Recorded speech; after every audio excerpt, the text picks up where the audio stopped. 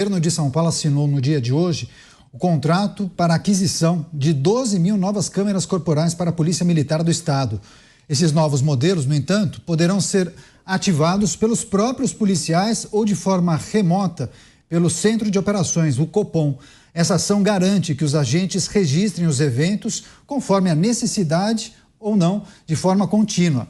A contratação aconteceu depois do Supremo Tribunal Federal determinar que o governo paulista mantivesse o compromisso de implementação dessas câmeras em operações policiais, mesmo com Tarcísio de Freitas lutando por mais autonomia para os agentes. Delegado Palumbo, depois de muita discussão que a gente acompanhou aqui sobre a compra ou não dessas novas câmeras corporais, o governo de São Paulo acaba adquirindo 12 mil novos dispositivos, mas talvez de uma maneira que agrade a todos, né? Os policiais terão autonomia para acionar os dispositivos. Olha, eu acho que a gente vale lembrar do governador Caiado de Goiás, que teve a coragem de falar para os tribunais superiores que quem manda na polícia é ele, é o governador que manda na polícia. Então é absurdo quando vem uma determinação do Poder Judiciário, como também é absurdo quando vem uma outra determinação que impede a polícia de entrar no território brasileiro. Isso são coisas que não têm cabimento algum. Agora, quanto às câmeras aqui em São Paulo, esse é um modelo menos mal, mas não que a polícia inteira vá gostar desse sistema, porque ele pode ser acionado por gente que está lá no Copom, que não faz parte de batalhões especiais, como a Rota, por exemplo. Eu acho muito temerário você colocar uma câmera num policial de Rota, porque as informações são muito sensíveis. A gente vê a Rota combatendo o crime na linha de frente, combatendo organizações criminosas, combatendo o PCC, e aí você coloca uma câmera que a gente não sabe quem é que vai estar ouvindo lá do outro lado. Eu acho muito temerário isso. Por isso que eu parabenizo o governador Caiado de Goiás, porque ele sim teve peito para falar assim, não, aqui não vou colocar a câmera, ponto e acabou. Se a gente conversar com o povo de Goiás, e eu converso bastante, tenho bastantes amigos lá, todo mundo aplaude o que está acontecendo na segurança pública do Estado. A gente tem que pensar no povo e não ficar pensando que o Tribunal X, Y, Z quer colocar a câmera porque entenderam que é a melhor solução. Quem entende de polícia são os policiais e quem manda na polícia é o governador do Estado. Aquisição de 12 mil novas câmeras corporais pelo Estado de São Paulo. Cristiano Beraldo, novas regras. A partir de agora são os policiais que irão acionar quando eles acharem o momento propício, adequado, ou então o Centro de Operações também tem a possibilidade de fazer esse acionamento. Beraldo. Eu estou com o delegado Palumbo. Eu acho que melhora, porque afinal de contas você dá autonomia ao policial, ele que está ali na linha de frente, ele que está vivendo o momento de tensão, ele que está percebendo o risco. Então, ele poder acionar a câmera já melhora. Agora, o problema principal para mim permanece, que é o uso dessas imagens. É como a gente vê o Ministério Público muitas vezes, a Justiça muitas vezes, ávidas para ter essas imagens justamente para colocar o policial numa posição de fragilidade, quem abusou sempre do poder, de quem maltratou o preso e por aí vai. Quer dizer, a gente vive no país que tem audiência de custódia, a gente vive num país em que um policial, ao prender um criminoso em flagrante, leva diante de um juiz e o juiz está preocupado com o criminoso. E muitas vezes, 50% das vezes, libera esse criminoso para ele ir para casa, dormir no quentinho da sua cama, enquanto o policial fica ali com cara de trouxa, de quem teve que colocar muitas vezes sua vida em risco para prender um criminoso, levar até diante do juiz e o bandido sai primeiro do que ele. Então, se a gente não mudar, se a gente não alterar essa dinâmica, a gente realmente não vai conseguir produzir o efeito necessário, que é a polícia ser respeitada por todos e aqueles que ficam fazendo graça com o celular na mão, desafiando os policiais só porque estão gravando e sabem que essas imagens funcionarão contra os policiais, se os policiais não puderem agir com rigor para impor respeito, impor a sua autoridade e essa autoridade ser respeitada tanto pelo Ministério Público quanto pelo Judiciário, aí realmente a gente nunca, jamais vamos conseguir resolver o problema da criminalidade no Brasil. Pois é, daqui a pouco, viu, delegado, eu vou questioná-lo sobre como funciona, qual é o regramento para a divulgação das imagens que foram obtidas por meio dessa câmera na farda do policial, porque há um vazamento muitas vezes. Daqui a pouco o senhor traz a informação para a gente. Você, Dávila, a aquisição desse novo lote de câmeras corporais, mas agora com novas regras, né? Mais autonomia para o policial. É verdade, e essa é a parte boa, como bem disse o Beraldo e o delegado Palumbo. Agora, eu conversei com a Secretaria hoje de Segurança do Estado de São Paulo e a justificativa da Secretaria é o seguinte: primeiro, essa Câmara, lógico, tem essa autonomia do policial acionar, ligar a Câmara quando ele bem entende, não. O Copom, como bem disse o delegado Palumbo, pode acionar em determinados casos, principalmente quando é uma situação que eles acham que precisa mais reforço para entender melhor o contexto local, que eles chamam o EPI, que é uma gestão remota da Câmara que o Copom pode fazer, próprio, né? Depois, tem uma outra que é um acionamento digital mesmo do Copom, que é para avaliar, fiscalizar o trabalho policial. E terceiro, a justificativa que foi um acordo que reduziu muito o custo da Câmara. A Câmara custava R$900 e com esse lote vai custar R$360. Então, teve uma queda grande. O segundo ponto é que vem mudando ao longo do tempo, desde a campanha política até agora, o entendimento da utilização das câmaras pelo governador Tarcísio. As declarações vêm mudando ao longo do tempo. Então, o Tarcísio era muito resistente à utilização das câmaras, né? Chegou ao ponto na campanha de dizer que não ia renovar os contratos, que não ia ter mais câmara, e ao longo do tempo parece que as evidências foram convencendo o governador de que as câmaras tinham um papel importante. E por último, Caniato, nós vivemos num mundo cercado de câmaras. Você não tem a câmara do policial, tem a câmara da rua, tem a câmara das pessoas, vai ter sempre alguém registrando. E é melhor que a versão verdadeira, ao meu ver, registrada nas câmaras, sirva justamente para dar amparo ao bom policial e não para pegar uma imagem distorcida de um criminoso ou de alguém que filmou, ou de uma câmara da rua que só está pegando um pequeno trecho da ação, não está pegando o contexto.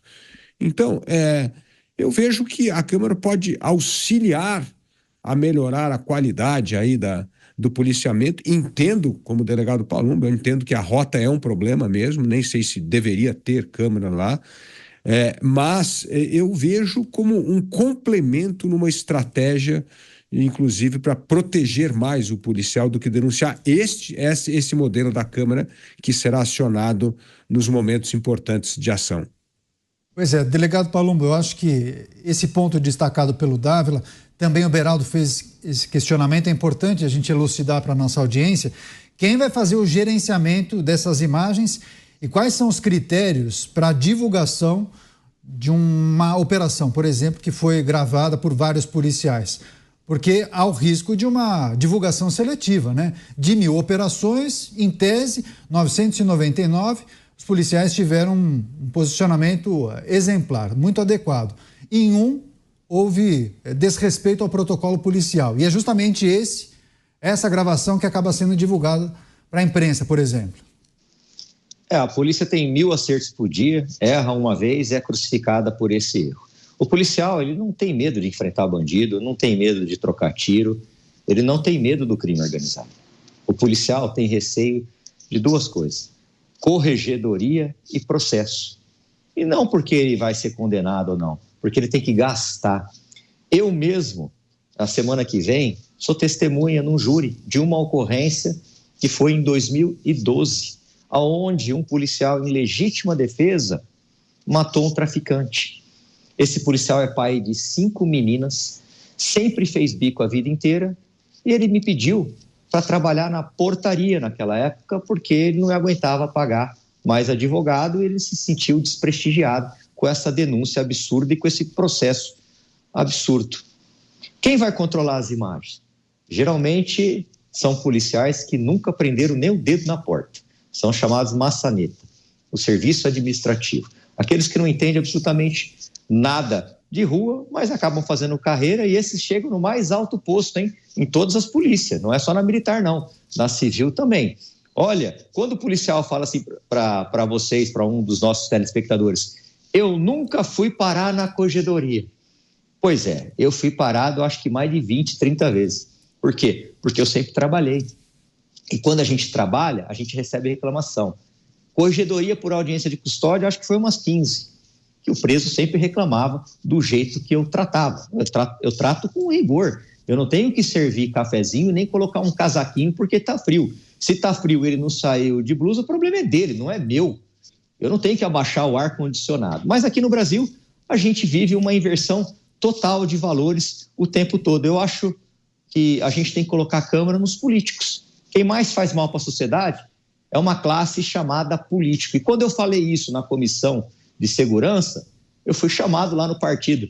Você tá louco? Vai falar isso? Eu falei, vai, por quê? Vocês querem colocar a câmera nos policiais? Vamos colocar na gente, eu sou voluntário. Vamos colocar também no Poder Judiciário. Vamos colocar no Ministério Público. Ah, mas a polícia, mas a gente não mata ninguém. Mata sim. Por que você acha que esses corredores de hospitais estão abarrotados de gente que não tem tratamento, não tem plano de saúde, que não tem remédio, que não consegue marcar uma cirurgia? Por causa da corrupção. Então vocês matam muito mais. Agora é fácil ficar apedrejando a polícia o tempo todo. Eu acho que a polícia não tem que ter câmera. E se tiver que ter câmera, tem que ser acionamento pelo policial e não por alguém que nunca prendeu nem o dedo na porta durante sua carreira policial. Pois é, agora, Beraldo, teve um questionamento aqui. Se a maioria acerta, se referindo aos policiais, se a maioria dos agentes acertam, por qual razão os registros dessas ações não poderiam servir justamente como uma publicidade positiva para a polícia? Porque quando você tem uma disposição não só do Ministério Público, do Judiciário, mas também da imprensa em pintar uma imagem negativa do policial, é muito difícil você reverter isso. Por que funciona e sempre funcionou nos Estados Unidos, pelo menos funcionou até aquele episódio onde o George Floyd foi brutalmente assassinado por um policial que estava completamente errado e foi punido e tem que cumprir pena por isso, mas as câmeras eram exibidas, as imagens das câmeras eram exibidas em programas para que as pessoas pudessem ver primeiro o seu dinheiro de contribuinte, né? O americano leva isso muito em consideração, por onde o dinheiro do contribuinte está indo, mostrar que as polícias estavam fazendo o seu trabalho com rigor e oferecendo à sociedade um combate ao crime que dá tranquilidade àquela sociedade, àquela comunidade.